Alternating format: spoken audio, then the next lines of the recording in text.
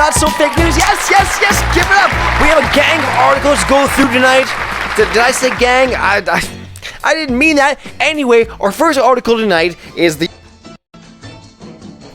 Welcome back to another episode of Not So Fake News. Tonight, we're going to be talking about a man who betrayed his clan, a man who showed no loyalty, a man who left his family in the dust, broke 2 golden rules.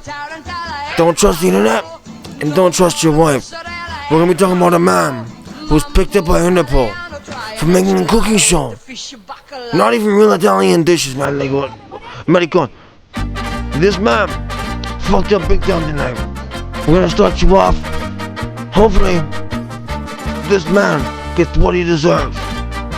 As an Italian, I speak from the heart when I say, fuck this guy. You know? Anyway, let's get on to it. A mafia fugitive hiding in the Dominican Republic has been tracked down thanks to his tattoos visible in a cooking video he posted on YouTube. Yes! Yes! I love it! I love it! This is gonna be the best article we've done all month! Ah, beautiful! Mark Farron Claude Biard. Biard? Is that? That's what we're gonna say. 53 years old, was arrested on March 24th in the town of Boca Chica. Boca Chica. Such a great name, I love it. Close to the capital of San Domingo, awesome name too, where he had arrived more than 5 years ago from Costa Rica, as the police statement reads. In 2014, an Italian magistrate ordered Biard's arrest for alleged drug trafficking for the, I'm gonna call it an undisclosed mafia organization, just because I can't read it and I don't even want to try to pronounce it. This is based out of Calabria, Italy, which, if you remember being in junior high school, stupid teachers would always say, the toe of Italy's boot. Fucking idiots. Biard fled to Central America and then the Dominican Republic, where he, according to the Italian police, was careful not to attract attention and kept his distance from the numerous Italians living in Boca Chica. Boca Chica, yeah baby.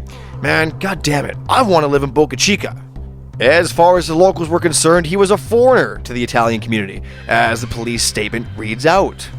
However, Biard made a fatal mistake. He and his wife posted on YouTube several videos of Biard cooking Italian dishes. Although they were careful not to show his face, police recognized him from the tattoos. Oh, you made 2 problems there, my friend. Get rid of your wife, get rid of the tattoos, you know? What are you gonna do?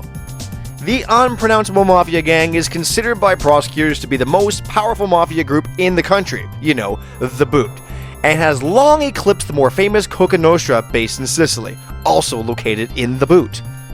According to the police, Biard, who arrived on Monday morning to the Milan Malpensa airport, had trafficked drugs for the unpronounceable clan, based out of the small town of Rosario, which is in the Boot. Details on this right now are sketchy, and there's not a lot to show. There's no videos to attach to this, but I will keep you uplisted, and we might have to do a part 2 on this one. Anyway, back to you. Yes! What the did you guys see that? Like, did anybody else see that? Like, what happened? Can anyone explain that? Oh.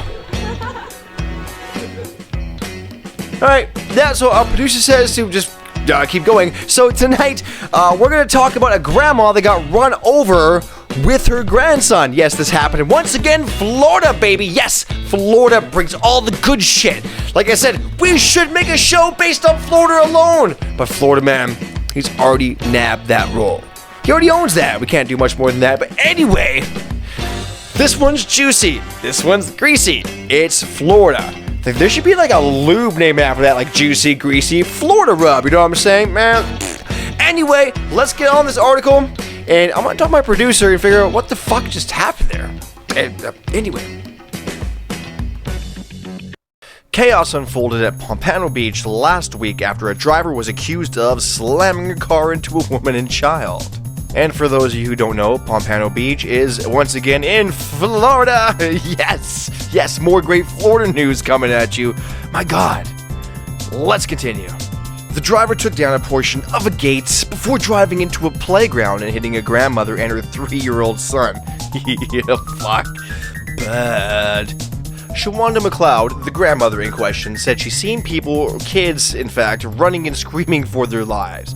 She also said she saw a group arguing at Pompano Beach Community Park, where, this whole shit show started. They were on the other side and it was a fight. So we started to get all the kids to get them out of the park because we saw the situation was getting worse and worse, McLeod was explaining. Fedeline St. Felix was behind the wheel of the vehicle that hit McLeod and her grandson. She said she went to the park to settle an argument with another woman, and then she got emotional. I don't know about you, maybe I can't speak for you, but when I get emotional, I just pour beer and cocaine onto that, and I just get over it quick.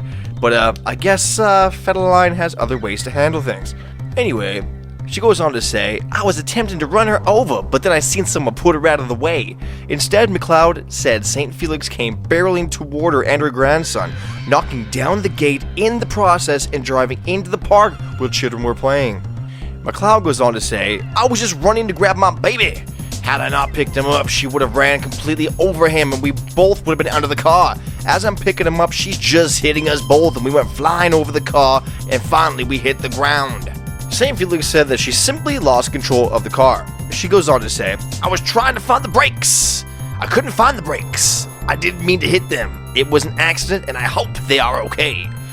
St. Felix was arrested and appeared in bond court over the weekend.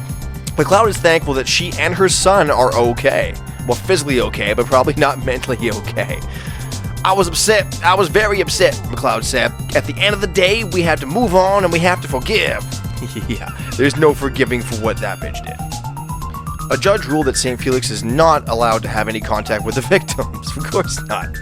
McLeod's grandson sustained injuries to his leg and she required some staples. Holy shit. She said that her grandson does not even want to go to the park no more. Well, I don't know. I wouldn't want to either. Anyway, we got a little video here to clip onto this one. It's kind of long. I'll put the link up and whatever, but anyway, back to you. Absolute chaos unfolding here at the park, Louis. Can you imagine you're here and all of a sudden you see a driver just barreling through, taking a portion of this fence down before hitting a woman and her 3-year-old grandson? Well, that is what happened here last Thursday. That driver says this was simply an accident, while that victim says the woman had no regard for human life. Well, that's our show, ladies and gentlemen. If you liked what you've seen and you're wondering why we're missing for so long here at the Adosa Reality Network, check out some of these other videos that we've been doing, Disdained, and also check out the Canadian Stained TikTok, stuff like that. You'll see the links in the description for these shows. I hope I did that. But anyway, we will see you next week. Have a great weekend. Try not to do too much coke.